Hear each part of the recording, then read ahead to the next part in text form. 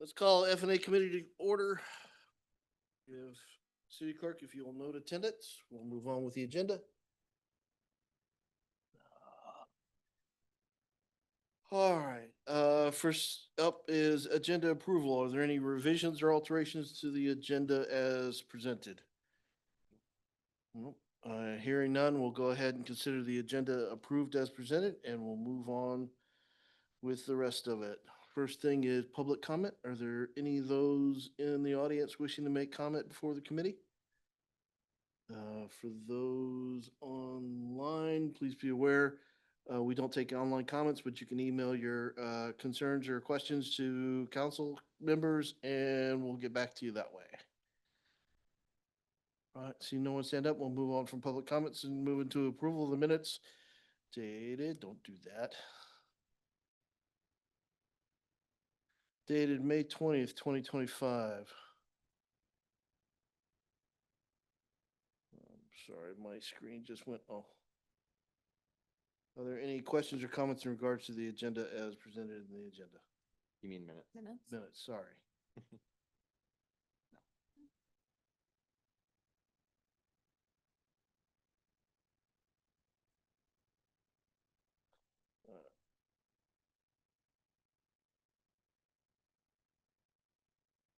All right, if there are no comments, I have no comments either, or revisions, any objections to acceptance of the minutes of May 20th, 25? Hearing no objections, we'll take the minutes as approved. Let's move on to approval of warrants and claims.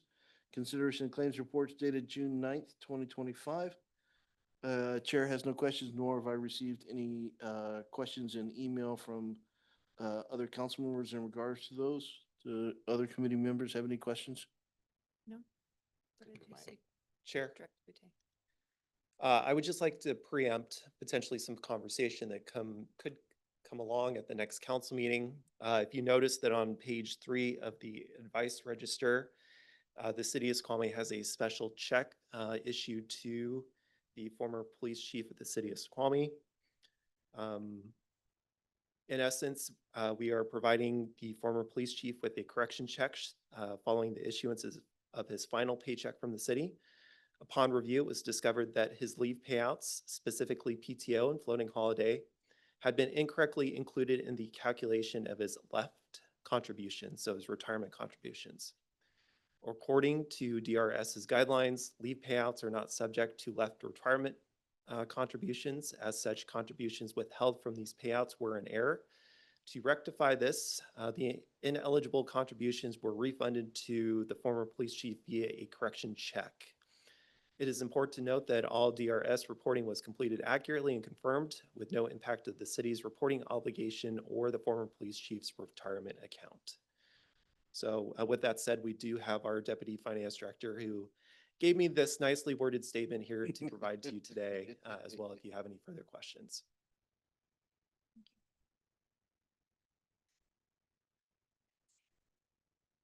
Read the claim. You see number page 3 of the claims? It's page 17 of the PDF document. Yeah, Thank page you. 3 of the advice register, which is the last section of the claims approval report. Okay.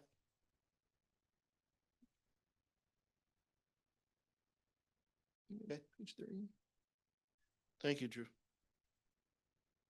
Page 15. Mine at 17. Yeah, page 17 of the PDF package. Everybody's looking. 15 of the claims report. That should be right, because you have agenda and then minutes. All right. Any other comments in regards to the claims report? Any objections to accepting of the claims report as presented? All right, we will consider the claims report as presented and move that on to council. Let's move on to agenda bills AB 25067, amending YMCA operating agreement for the Snoqualmie Community Center. Thank you, Chair. We have a current operating agreement with the YMCA that's still in effect that dates back to 2010. Key provisions of this agreement expire upon the addition of the expansion. So we've been working to clarify some sections of the agreement and to preserve some of the benefits that were due to expire. So major things that I highlighted in the proposed agreement is in section 1, it requires the YMCA to equip, operate, maintain, and repair the community center building.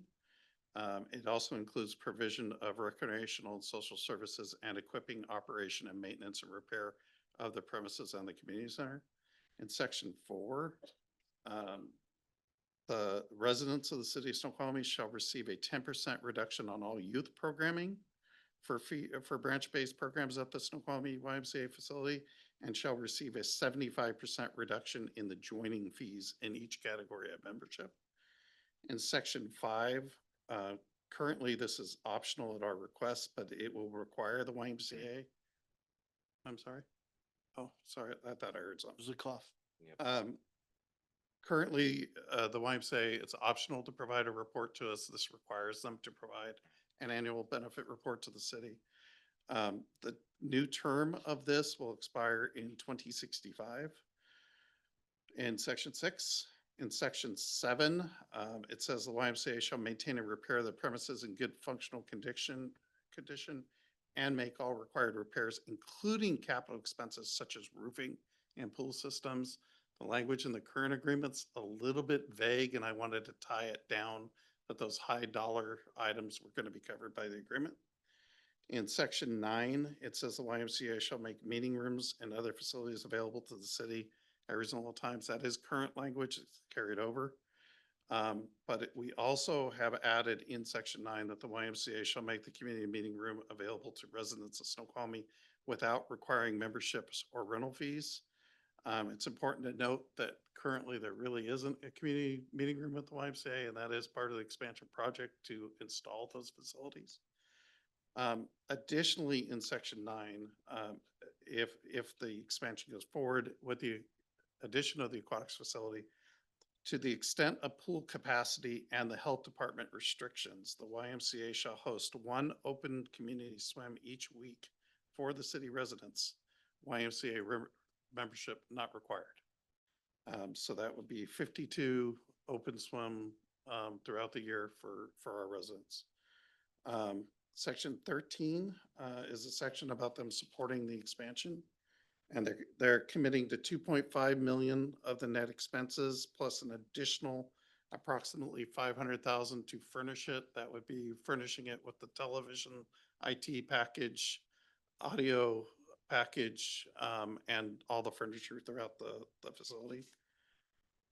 So those are the major highlighted sections in the new agreement that we are proposing. Chair, Yes. so we are getting the YRF grant, which is the $1.2 million. So that would be part of the 2.5 million that's in there.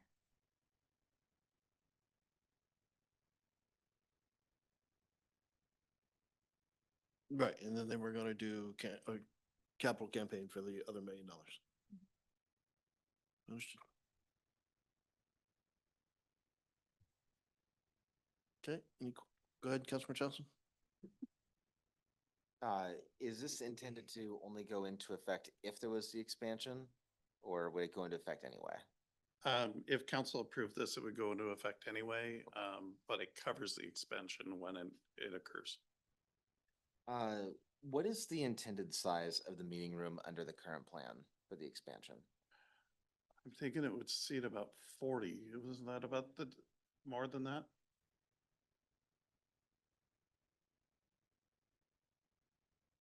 Okay. It kind of depends on how you set it up, but I think with the tables, the big round tables, it was about 40 people. Okay. And then there'd be costs to clean up. I mean, people can do their best, but I would imagine that staff would have to run through the vacuum cleaner or whatever else.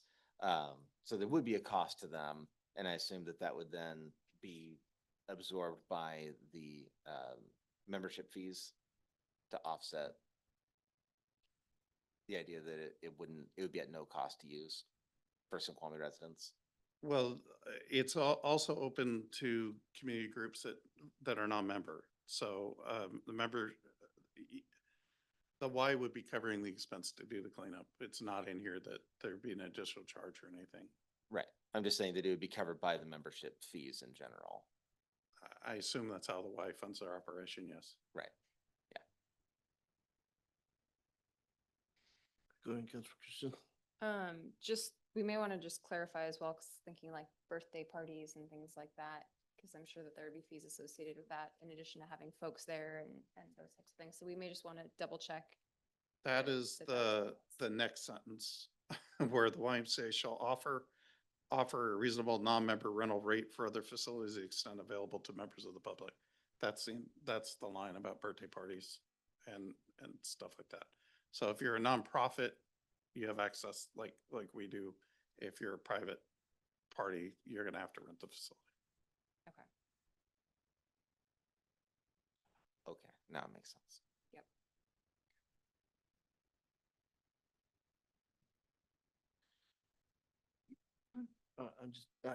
I'm curious, I think I understand why it's a 40-year contract. Um,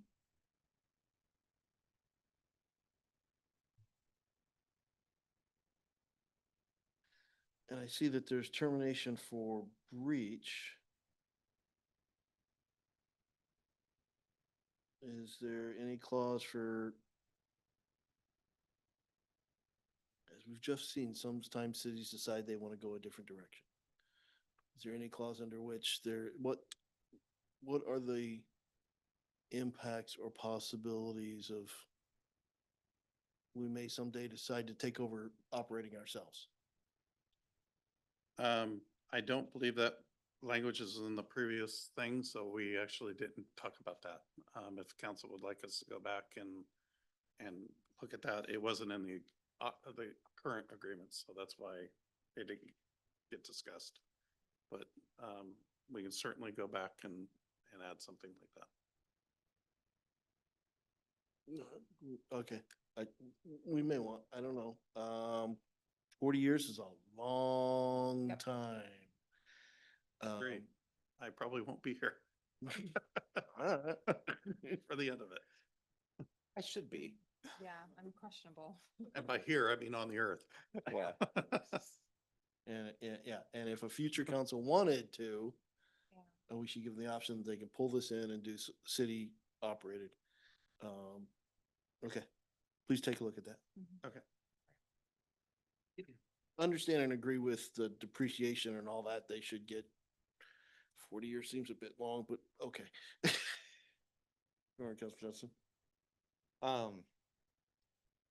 Then the other thing I'm worried about is the idea that it sounds like they would be required to have open swim, but the potential cost, is there anything to prevent the Y here from saying, well, it's going to be $50 a day or something?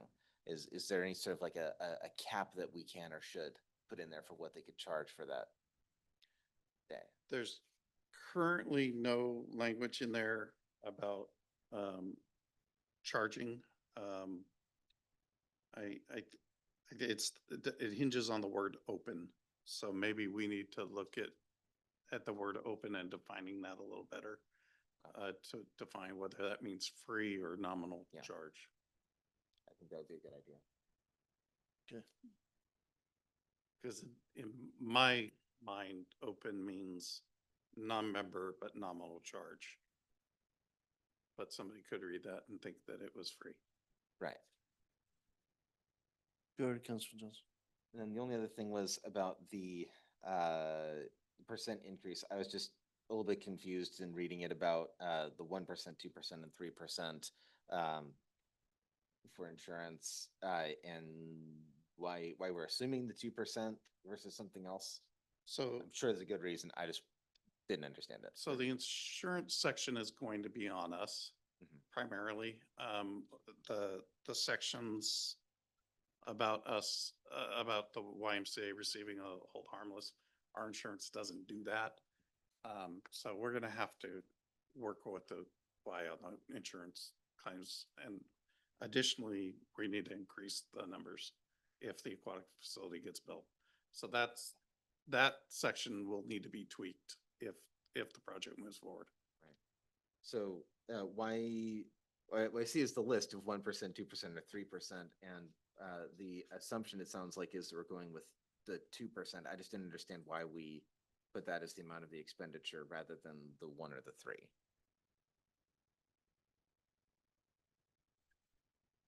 So right now, these are all estimates. We don't quite exactly know where we're gonna land, but given Okay. the So this is just- information that we've received, right, from the WCIA, they don't have an exact calculation for us to work with at this point. But they think it would generally be around nominal at this stage. As Mike stated, there is gonna need to be some updating with this section eventually, especially if a pool is built. And so the WCIA, we've been having conversations about them, just preliminary conversations about what potentially that may look like overall. But eventually that section may need to be updated to reflect that perspective over the insurance that would be required if a pool is built. So So it's our best estimate at the moment. it's our best estimate at the moment.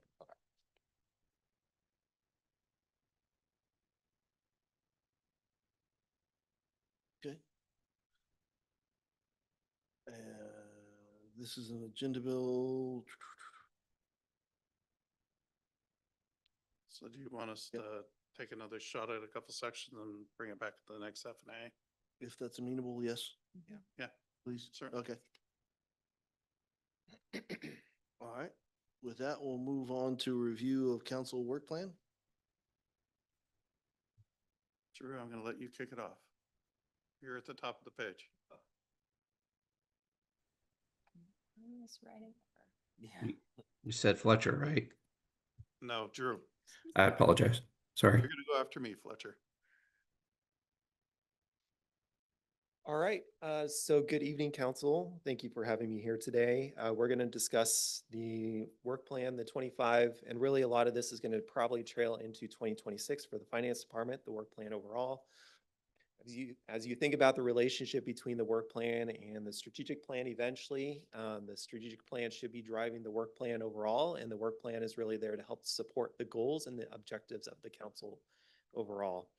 As a consequence, you do have a column here related to those goals, the kind of current status a little bit, the partners that are involved. So a lot of this is interdisciplinary between a lot of the departments, and then kind of the expected timeline. Now, as I stated a little bit earlier, some of this is going to trail into 2026. So while we may be starting some of this in 25, it may not necessarily get completed by December. It will likely shift into 2026 as well. At the top, to start off with, we've got the Snoqualmie Tribe Fee for Service. So that's an ongoing negotiation process with the tribe. We did go through the compact mitigation process earlier this year. I think that was a relatively successful process for the city and tribe overall, given the collaboration and that I think we experienced during those meetings. And we're hoping to kind of open that conversation back up here recently. And I know that the city attorney's been having some conversations a little bit with their attorney as well, and kind of starting that process back up. But that's on our agenda. The reason for this is because after the purchase of the Salish Lodge by the Snoqualmie tribe, that property was moved into trust and then eventually into reservation. Because of that, the city of Snoqualmie is no longer collecting tax revenue from that property, which was a very important economic driver, I think, for the city overall, and generated revenue that would be used to support our general services that we're currently providing to the Snoqualmie tribe. So as of right now, we're not generating or receiving any sort of tax revenue from that property, but we are providing police and fire coverage to that facility as we speak. In terms of the North Bend Police Services Agreement, I don't think council needs any introduction to that necessarily, so I will not touch that one. In terms of the ERP project itself, so we've got a number of phases kind of listed here. In terms of phase one, the financials, we have 2 modules left to really complete to be able to complete that phase one process, and that is the capital and grant accounting module, as well as the contract management module as well. We do have some kickoff dates starting in July as we speak, and will last likely through October and November in that timeframe. We do have those dates lined up. We have given our project manager a blackout date calendar and so on, and so we're excited to get those 2 modules underway. When it comes to phase 2, human capital management, Jen Hughes, who is online, our deputy finance director, took the bull by the horns and really committed to that phase and really completed that project at the start of this year. We've gone through the entire closeout process. Documentation is in place, and I think we're all very much actively and really working well with the new system that's been implemented at this stage. The processes are in place. They're functioning really well. We do suffer a little bit from Tyler's, indiscretions is what I'd say a little bit, in terms of payroll processing and so on, but nothing that we can't overcome or haven't overcome yet. So really thankful for the team that really worked on that very hard. And it's, I'm excited to say that that phase is over. So well done to Jen and to the rest of the team. In terms of phase 3, utility billing and revenue, this is really going to be a huge year-long process, I think, for the city overall. It's going to take a lot of time and resources of the finance department. The year timeframe is the estimate from Tyler itself. We do have a project manager in place to support that effort, but what we haven't done is we haven't kind of lined out what the specific dates are. And we've done a little bit of the pre-prep process that we need to do, which is to really kind of look into the data, comb through what we have currently right now, and try to work towards any corrections that we should make before we start entering into the implementation process for the new system. So we are really trying to clean up the data as best as we possibly can before we enter into that phase of it. Becky, our utility billing clerk, has been really instrumental to that effort right now, and we're excited to see where this process takes us. But it is really probably the last large element that we face that we really have to get through at the city before we can officially say that we're done. With the one caveat, which is we have not purchased a system yet to replace what we're currently doing with our B&O tax and business licensing program. So there is no Tyler solution in place for that. And so as of right now, I've got a demo set up with Tyler tomorrow to explore potentially what their solution could be for our B&O tax and business licensing program, to see if that would be beneficial to the city. But eventually I'll let council know if indeed that is potentially the right course of action for us to take. As of right now, Springbrook is our only solution for that program until we find out what to do, find out a replacement for Springbrook for B&O taxes and business licensing. In terms of the financial reporting, we are working on this as we speak right now. I know Jen and Kyla, our accountant, have been working really, really hard on this. We are really in the middle stage of that, working frantically to get that done as soon as we possibly can and get those financial statements uploaded to the system. Part of the challenge with the financial reporting this year is this is the first year that we're going to be financially reporting out of Munis, not Springbrook anymore. And in addition to that, 2024 was a year of substantial conversion, I think, overall for the city, because we were operating within 2 systems.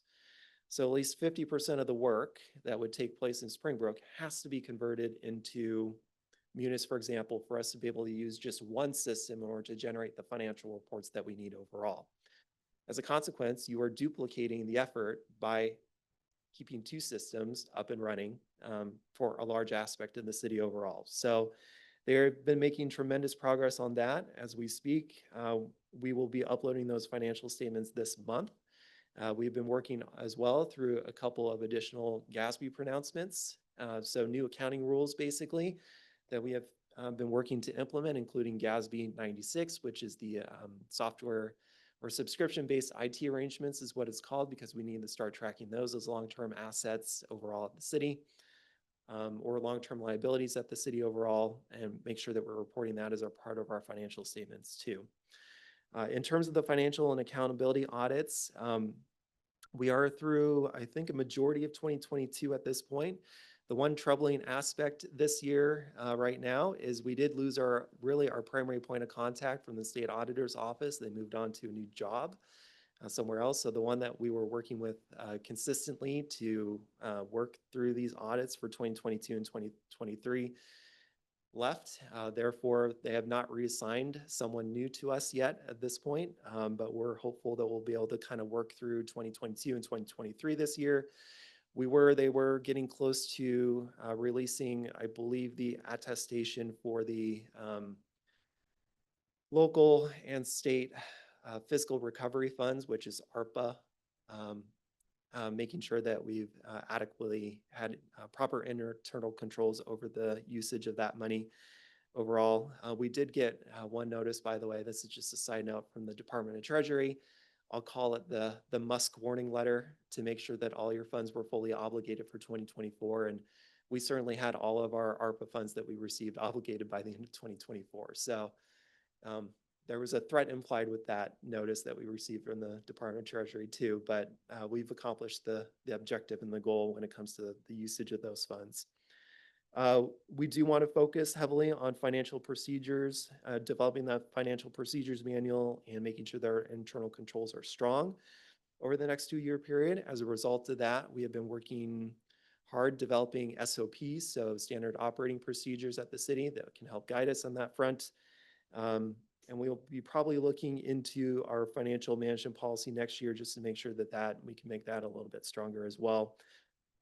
Next on that list is payroll recalculations and corrections. You'll see that there's no really time frame for that. That's primarily because we did complete a lot of that last year. There was some elements that lingered into this year a little bit, but that was primarily completed last year. In terms of purchasing card program, we really do want to modernize what we do with our credit cards as well, and look at to how we kind of issue those, as well as what kind of restrictions we place on them, what kind of purchases are allowed, and whether the dollar threshold that we limit our employees to, if that's too low, too high, or just right. In terms of enhancing revenue management and oversight, this would be in consultation with the CD department. So we want to make sure that if there is work that is completed on behalf of any sort of development out there, that we are collecting revenue back effectively from them, and that they're not kind of these bills that age over a period of time. So we want to make sure that we're following up on the procedures that are in place to make sure that we are collecting that revenue in a timely manner back to the city. Council knows very well about the utility rate study. We still have the GFC portion of that conversation to go through, but it's an ongoing process. In terms of the comprehensive fee study, we did provide at least one update to the F&A committee probably about a month or 2 months ago at this point. We have interviews scheduled. So the consultant that was selected has interviews scheduled with the separate departments. They know what our fee schedule looks like. We've been supplying them with data as well. So they've engaged in their data collection process, and we've provided them with all the data that they require. Now they're going to be interviewing our department directors just to understand their processes and what kind of more information could be influential in terms of making sure that we're capturing all the costs related to these fees. In terms of the B&O tax audit, we haven't. Real quick on that. Yeah, go ahead, Councilor Johnson. So in the comprehensive fee study, is there a plan yet, or will one be developed for community and council input?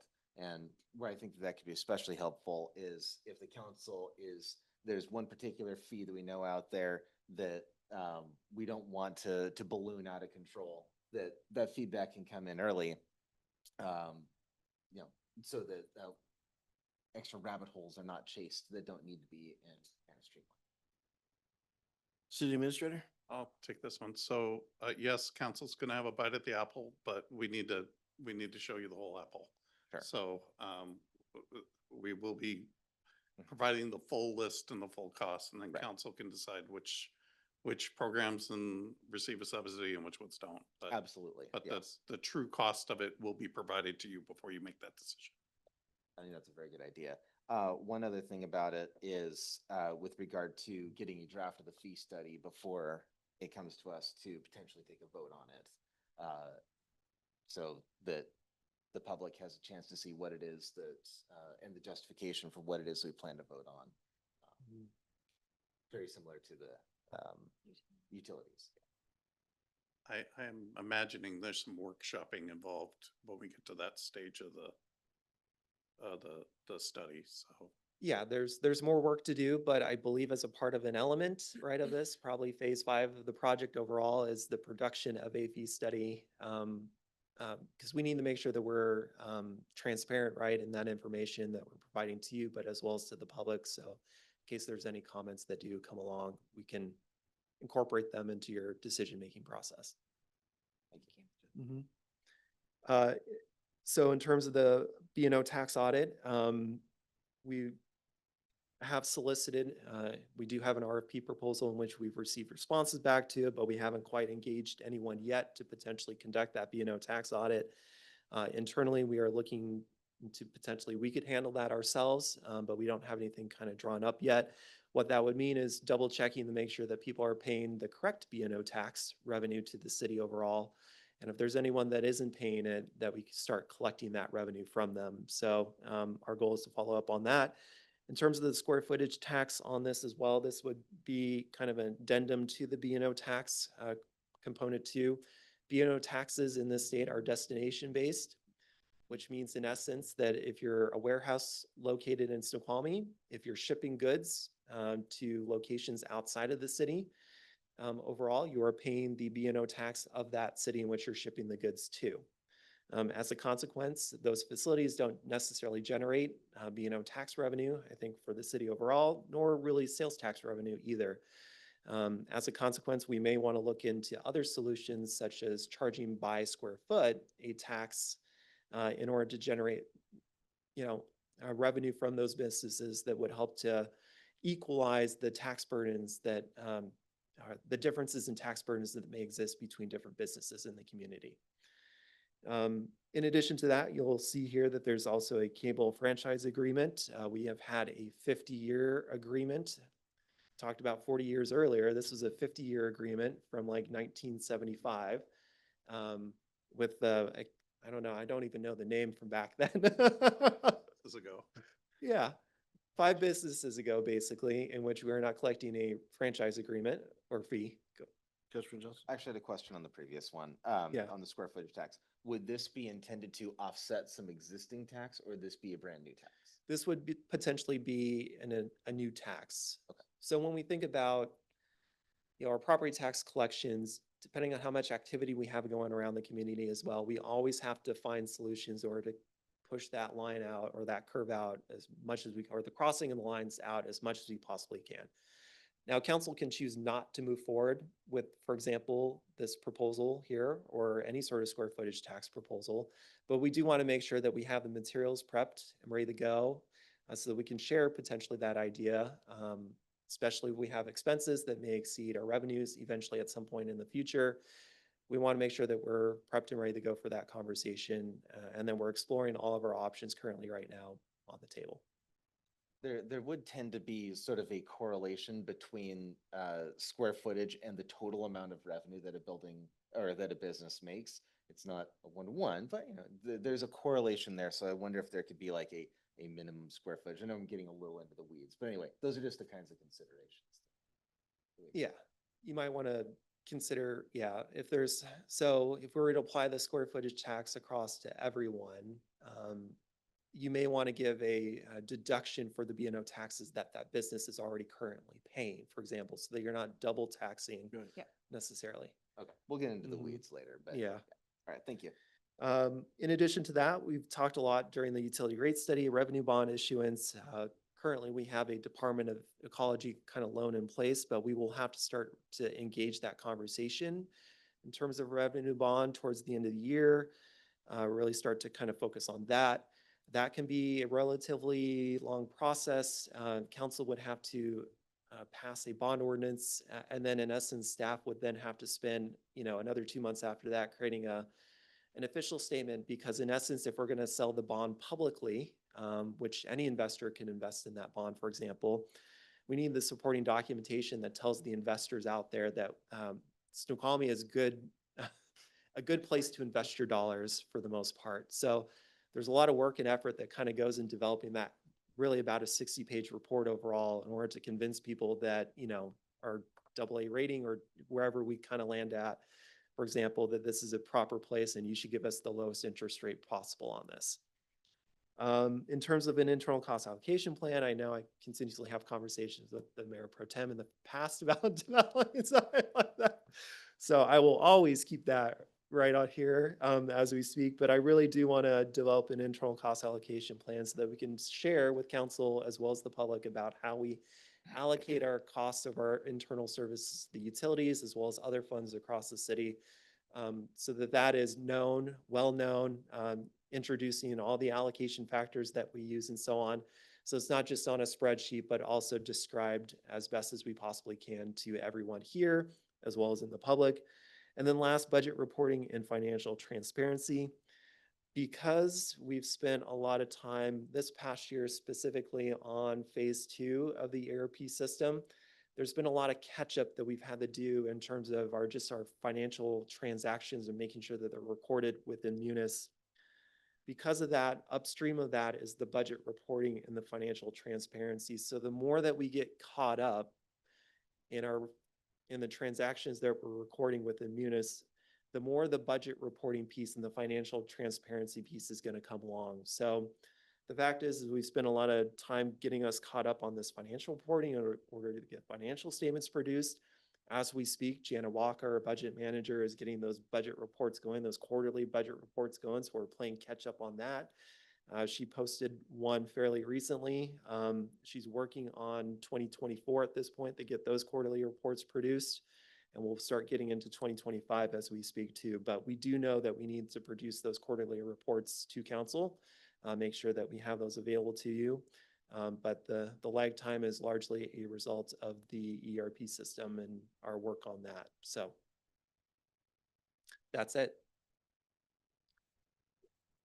I just have one question. Go ahead, Councilman Johnson. Curious, do we have any federal grants that the city is currently partaking in? Not that I recall.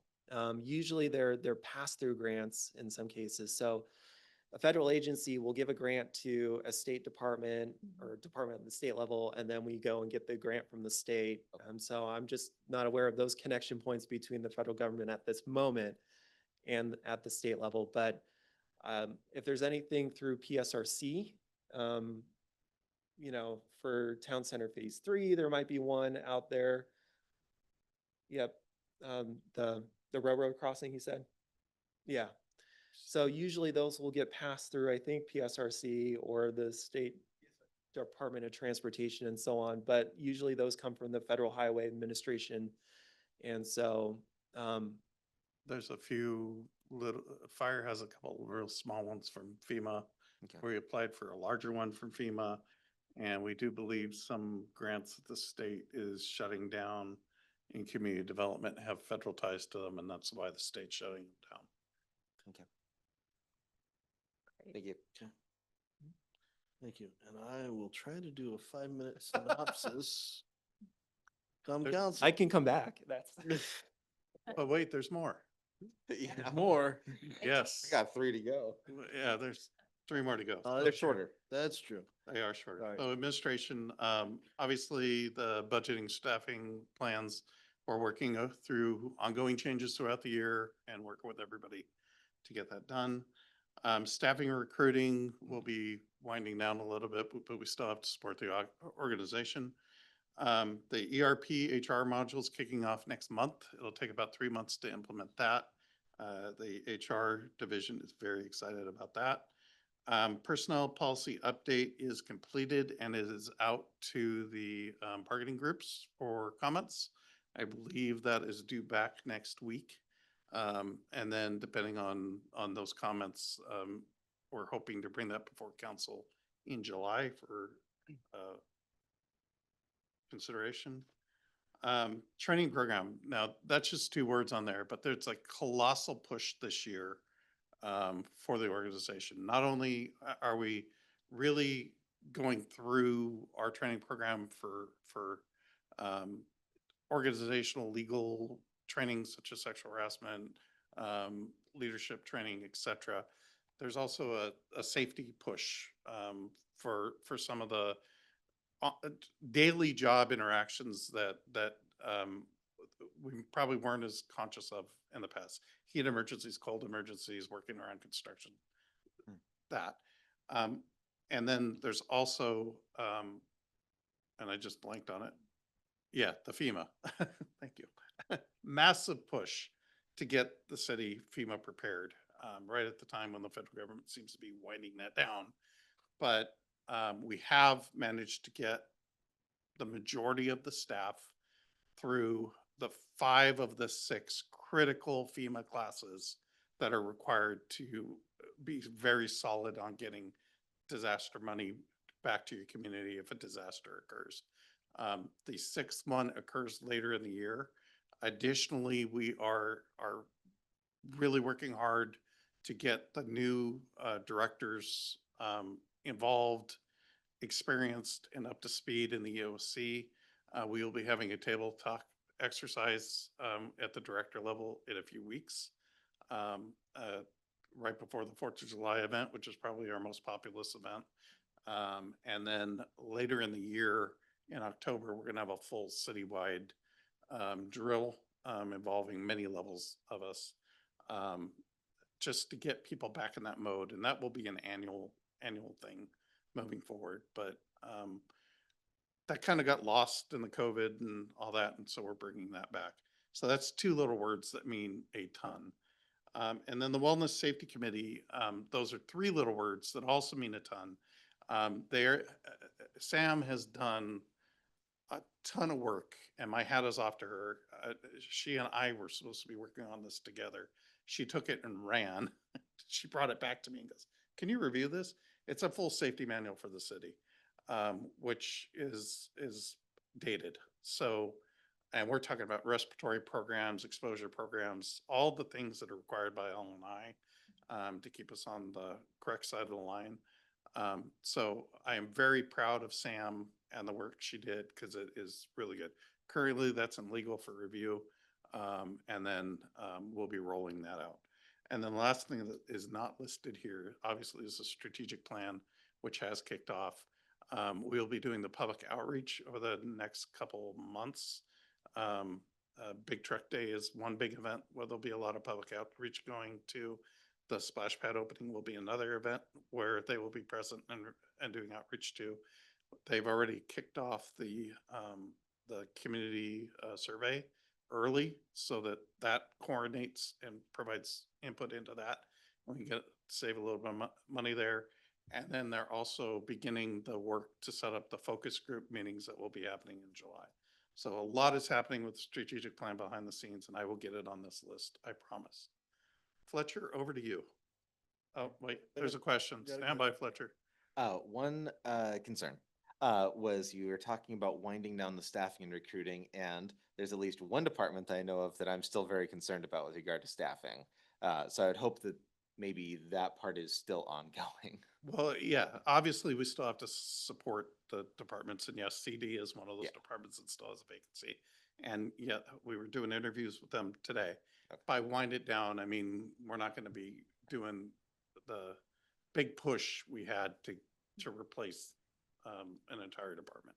Right. Yeah, there's that. And then there are just so many vacancies at one point in the city's recent history. And we've done a fairly good job, I think, of getting a lot of that squared away. I have empirical evidence that I received this morning that the council and the administration have done a fantastic job of getting that squared away, and we will share that information at a future date. Great. Thank you. Fletcher, over to you. Good evening, everyone. Hopefully everybody can hear me okay. Yep. All right, I'm going to go through these real quick. Council Chambers AV upgrade was completed last year, but there was a few touch-up things we finished up this year. Network infrastructure modernization, you'll see some updates in the council update for this month, but pretty much the hardware is complete, the design is complete of the new network, and now we've been slowly bringing on board what we call VLANs and doing testing to make sure they're going to work okay. And then by the end of the year, we should be completed with that project. The VPN and upgrade was completed obviously a little earlier as well, but there was a firewall upgrade that was going along with the network modernization, and that is finally complete. We're just dialing in well filtering reports as for that system. Wi-Fi, it was a great upgrade that was completed in January. We completed a security audit. It was a light audit, kind of like, hey, are our systems up to date? Are we doing BitLocker, these things, encryption?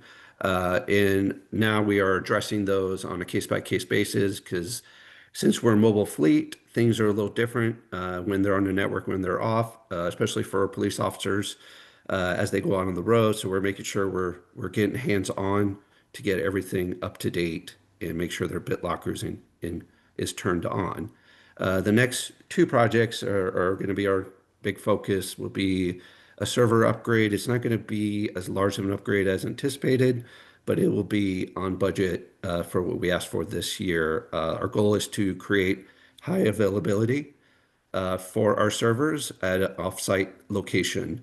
And I think just using what we already have in place that's still good on support, we can just add a couple servers and make that work. And then the last project, we're working with Public Works on undergrounding some fiber that's been snagged a couple times already over the years, over by the Tokel Circle, going across the road there. We've reached out to Patrick Fry on the team and our newer IT systems engineers working with him to get that moving. And that's it for IT. Yep. All right. All right, good evening. For the city attorney, first is established city attorney department division. So that started in December when the city hired me as your in-house city attorney. So thank you. Really appreciate that and happy to be here. So, you know, that will be ongoing because right now I'm a department of one. So I anticipate at some point, we will be the deputy city clerk, position. That person left the city a few months ago. I anticipate that we're hopefully going to be hiring that position back. So that will provide some additional administrative support to myself and then also the city clerk.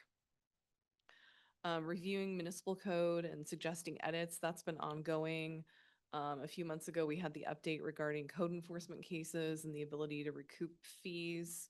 And that's continuing, that's ongoing.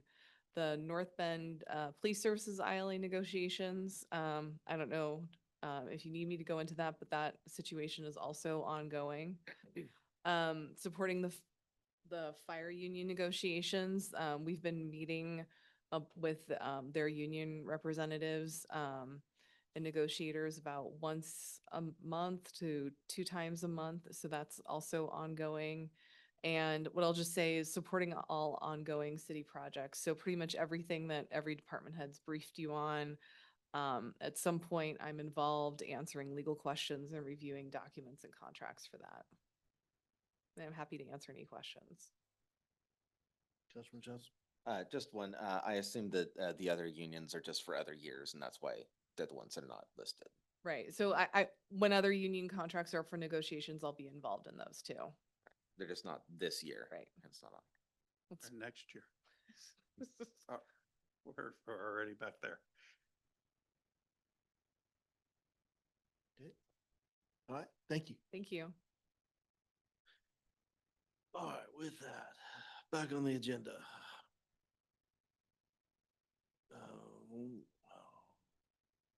Sorry, I didn't make it all the way to the top. All right, that was review, work plan. Let's move on to review draft council agenda. Right now, we've got a roundtable agenda set at 6 p.m. Although I think we're changing that. So we're gonna start at 7 p.m. next Monday? Or what do we have for roundtable? No, you would do the executive session from 6 to 6:50, and then we can move the council work plan and council priorities to like committee of the whole. Okay.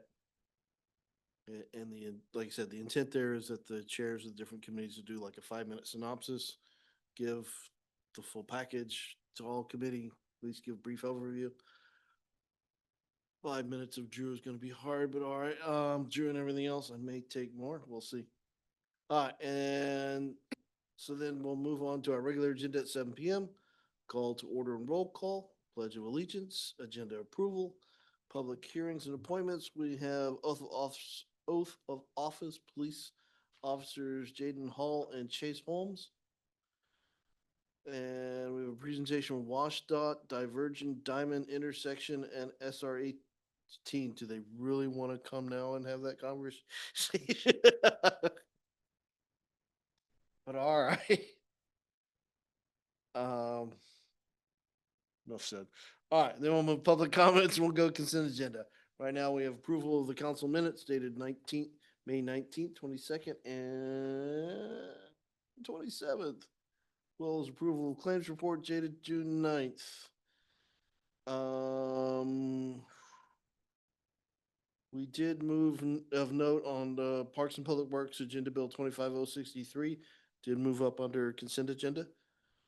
Councilor Christensen, you have, Yeah, both of the agenda bills, 65 and 66, are also up on the consent agenda from public safety as well. okay, it's getting that season, isn't it? So it went through both committees. Hmm? Those went through both committees. Sorry, The the fireworks? fireworks? I thought you. I am looking at something totally different. How's it Oh, under consent? yours must have updated then, what Brian and I are looking at. Is it updated on that one? Yeah, Yeah. okay. Okay, Yeah, so we're taking the fireworks stands under consent agenda. and then did you say there was something else from Parks Public Works? Sorry, I Parks and got. Public Works, the Herrera, Okay, and got it, thank MPDS Phase 2 permit support is also moving up under that $68,000 under grant. All right, that'll leave community and development. We have Agenda Bill 25036, resolution amending SR1 mixed use final plan conditions approval development standards. Public Parks and Public Works will be cleaned out, and Finance Administration Committee will have although we just took that back, so number 10 comes off the agenda. And the rest of it is up above for finance. And then under committee of the whole, we'll have the work plan review by committee chairs and or delegates. The Public Works Director, our chair, definitely delegated. And then we'll get into reports, mayor's reports, commission liaison reports, department reports, and executive session at the end with adjournment after there. Any, beyond what we discussed, any other changes or comments regards to the agenda? And Drew's scratching his eyebrow. Okay. Saw the hand do. All right, unless there are objections, we'll take the agenda with the so noted changes and move that on to next week. All right, the agenda is approved. With that, to the beginning, I think that is our agenda for this evening. I'll take a motion to adjourn. Second. We are adjourned. Thank you, everyone.